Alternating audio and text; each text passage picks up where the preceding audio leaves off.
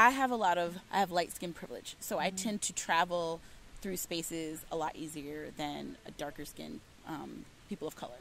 And I know that. It makes me very hyper aware also how people relate to me. It makes me very, it's almost like I am not your mascot or your token black girl. It almost seems like people go, oh yeah, like I never slept with a black girl before. And I'm like, I don't want to hear that. That's like, yay for you. I'm not a conquest. Right. I am not on your goddamn sexual passport. Like I always say that. I'm not a stamp on your sexual passport. Yeah. And that's how people make you feel. And I feel like people aren't on their best behavior when you're a lighter skinned black person because they almost feel like they can get away with things or that you won't care as much because you're not, maybe you're not as black or, you know, maybe your mindset is different because you have lighter skin. So people are, I think, a little more loose-lipped and where you're almost like, what? What did you say? Like, really? So that happens a lot. I think some of the reasons why it's harder to find POC is just because they're not reaching out. People go, we reached out. And it's like, well, where did you reach out? Where are you putting up your flyers? If you put your flyer in a predominantly white neighborhood or in a store that, you know, is in a predominantly white neighborhood, you're probably not going to get a ton of POC. And just because it's notorious that poly spaces, swinger spaces are very white, a lot of POC don't want to go because they don't want to be the only person of color at a party. They don't want to be just the one. So they are usually seeking out POC parties because they don't want to be, they want to feel comfortable. They don't want to be fetishized. They don't want to be like the BBC and, you know, not everyone wants to do that. So I feel like people kind of shy away.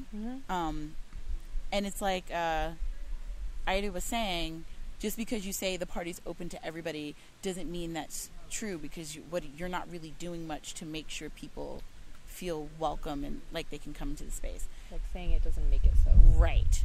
And it's difficult. Like I don't even know great suggestions for tapping into that space because it's hard. It's like you have to ask people what they would want. Like what would make it better for them, what would make it different. And I think a lot of it is maybe partnering up with groups, other groups. Like, hey, once a month you want to do a joint party where we combine our list. I don't think I've seen that at all. I don't see that at all. Nobody wants to work together. They want to be an island unto themselves. They want to be the poly party resource or whatever. And nobody's sitting and going, hey, let's work with this queer group. Let's work with this. Or see if they'd like to work with us. We'd like to, even if it's not a party, but a learning experience or something like that. That will be helpful. Yeah. But you don't see that happening. Also to just show people like, hey, we know we are a very white space. We'd like to change that. Here are the things we have to offer. You may find some value in it, but we also would like the value that you could bring to us. Yeah. And I think saying that and not acting like you are the best thing ever and people should just discover you, that also makes it difficult. But it's just work and people don't want to put the work in. Like I found myself a lot of sex education is very white, can be very white. And doing my show, I always have like special guests, and I found I'm like, I don't ever have a lot of POC on. Oh, why? Because I mostly know white sex educators, and I was reaching out to friends, and I was like, I gotta fix this. So I started asking people like, who do you know?